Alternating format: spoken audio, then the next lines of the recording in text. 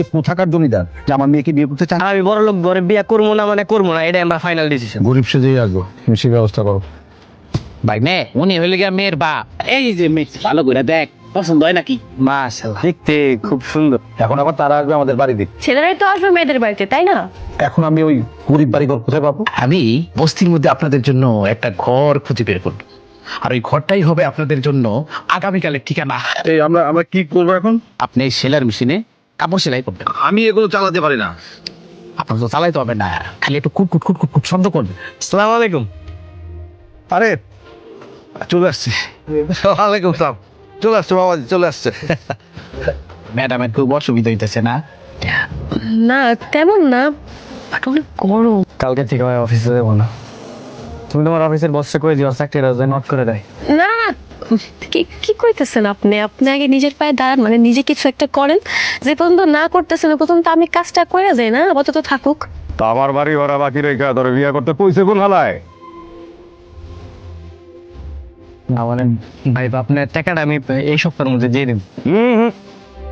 আজকের মধ্যে দিবি টাকা? আমার হাজবেন্ডকে বলবি ওই বাড়ি তুই লিখে দিয়েছিস। আর কোনোদিন যদি আমি দেখেছি তুই গরিব মানুষদের সাথে এভাবে খারাপ ব্যবহার করেছিস। ম্যাডাম, কি হয়েছে? না স্বামী এসেছে। ও এখানে কি করে? তুমি এনে কখন এলা? তাই তো আমি কখন এলাম পরের কথা। মামা তুমি ওরা এগুলো করে দিচ্ছ কেন? তুমি কইছো ওর কাম হলো খালি রান্না বান্না করা, তাহলে ওরা তুমি ঘর মশাইতেছো কেন? না ওইটা কি, ওই যে আমাদের অফিস ফ্লোর মোছার লোকটা আসেনি তাই। ঘর মশার লোক আসে নাই তাই তুমি আমার বউরে দিয়ে ঘর মশাইবে? হ্যাঁ তুমি করতে পারলা না? আরে শ্বশুর বাপ নে। আরে জামাই তো তুমি এখানে? আমি তোমার বউয়ের লাগে দেখা করতে চাইছিলাম, কিন্তু আপনি দেখি স্যুট বুট পরে অফিসে এমনি ঘুরে বেড়াইতেছেন, কাহিনী কি? আমি বলতেছি ওই যে আমার স্যারের সুট বুট হয়েছে কি, ওই সেলাই ফেটে গেছিল তো ওনার সেলাই করতে দিচ্ছিলাম। আচ্ছা আপনার কি কাণ্ড জ্ঞান কিছু নাই?